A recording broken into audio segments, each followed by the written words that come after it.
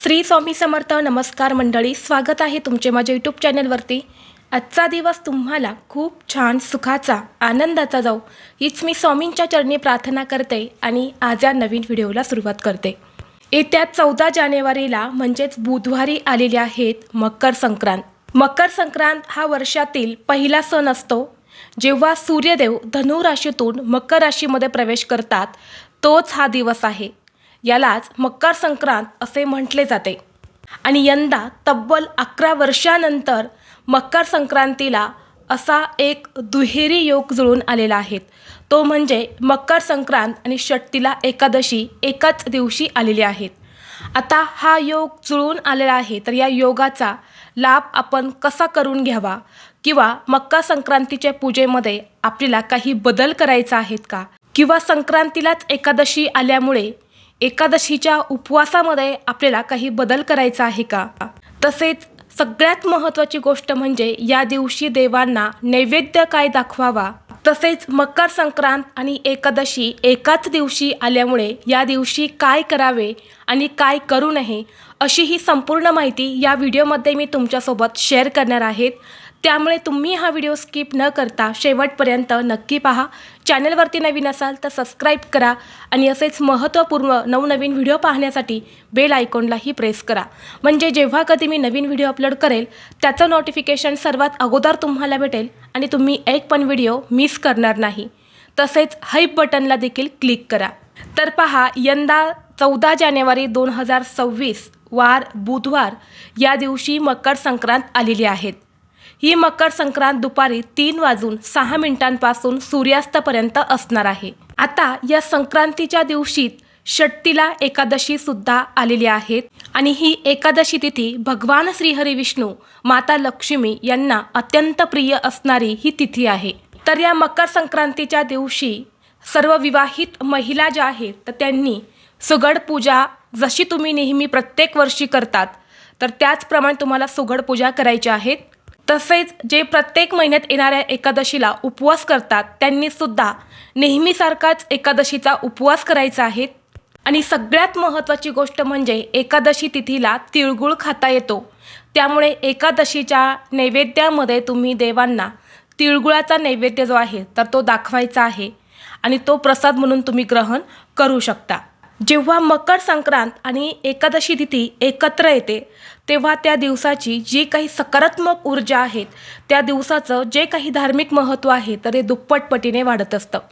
आणि या दिवशी आपण जे काही उपाय करतो, ज्या काही सेवा करतो तर त्या खूप जास्त प्रभावी ठरत असतात.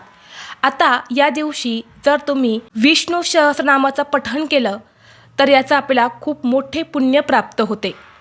म्हणून तुम्हाला ही एक सेवा जी आहे तर ती आपल्या घरामध्ये यंदा मकर संक्रांतीला आवर्जून करायची आहे.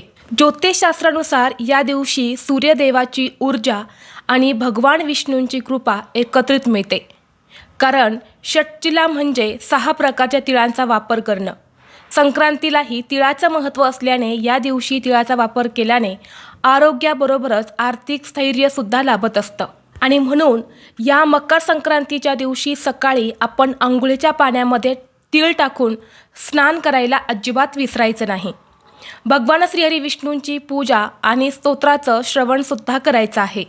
या मकर संक्रांतीच्या दिवशी सकाळी उठून स्नान केल्यानंतर घरामध्ये विष्णू सहस्रनामाचं पठण करण्यासोबतच श्रीसूक्तमचं पठण देखील करावं. यामुळे घरातील नकारात्मक ऊर्जा नष्ट होते. त्याचबरोबर तुमच्या घराजवळ विठ्ठलाचं मंदिर असेल किंवा विष्णूंचं मंदिर असेल किंवा इतर कोणतंही मंदिर असेल तर तिथे जाऊन तुम्हाला तीळ आणि गुळाचा नैवेद्य हा आवर्जून अर्पण करायचा आहे. तिळगुळाचे लाडू म्हणा, तिळगुळाच्या वड्या असो यासुद्धा तुम्ही अर्पण करू शकता. विठ्ठल हे भगवान श्रीहरी विष्णूंचंच एक रूप आहे. त्यामुळे मकर संक्रांतीच्या दिवशी हा नैवेद्य दाखवल्याने जीवनात गोडावा येतो, आनंद आणि भरभरून अशी समृद्धी येत असते.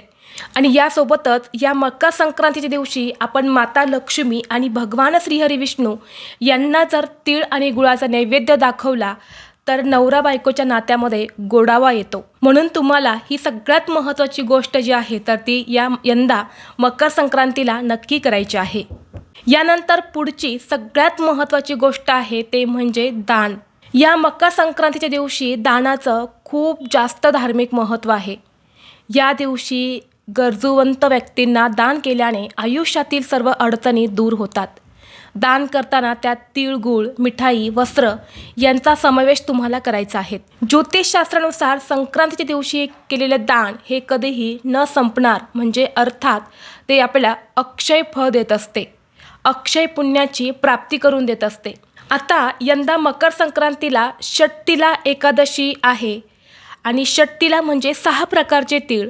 त्यामुळे मग 6 प्रकारचे तीळ याचा वापर नक्की कसा करावा, तर काय करायचं आहे, तिळाने तुम्हाला स्नान करायचं आहे, तिळाचं उटणं लावायचं आहे, तिळाचा घरामध्ये होम करायचा आहे.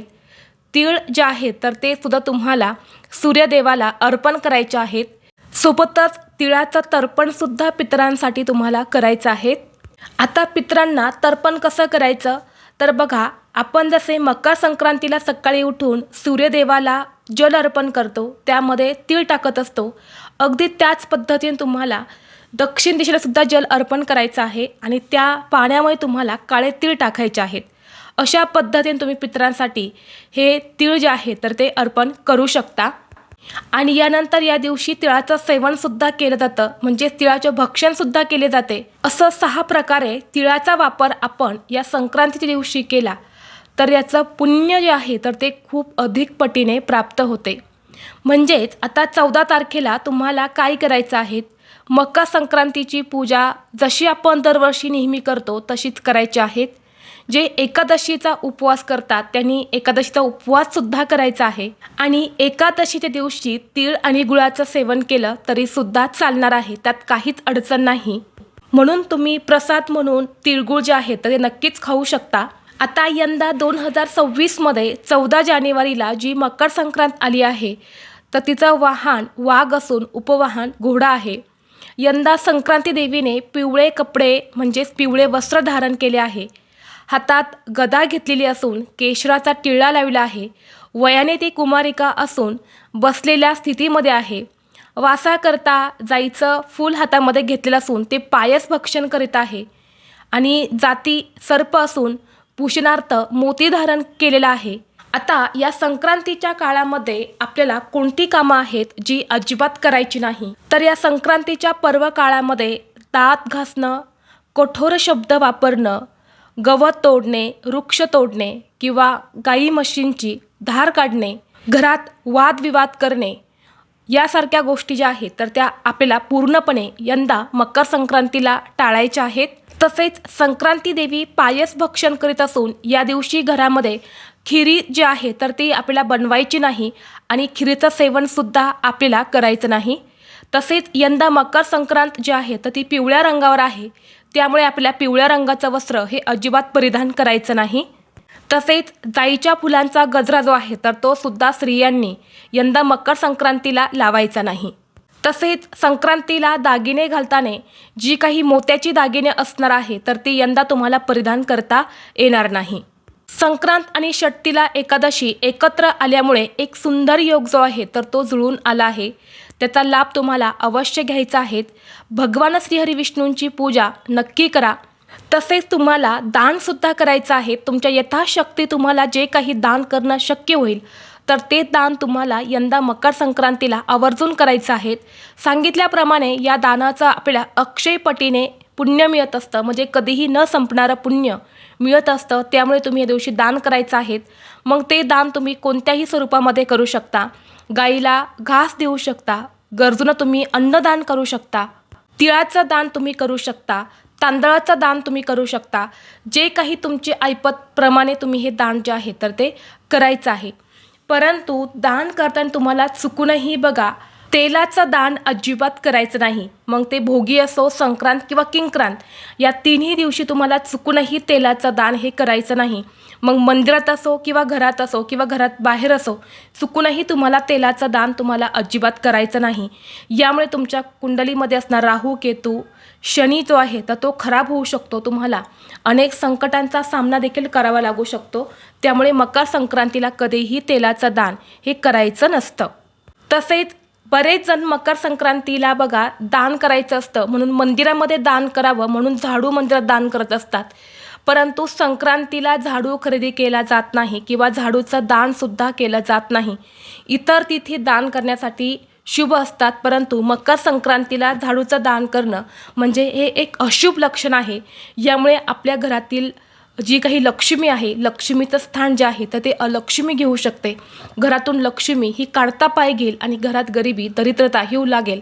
त्यामुळे तुम्हाला चुकूनसुद्धा मंदिरामध्ये तुम्ही झाडू दान करण्याचा विचार करत असेल तर ते तुम्ही अजिबात करू नका. तर ही अत्यंत महत्त्वाची माहिती मला तुमच्यापर्यंत शेअर करायची होती.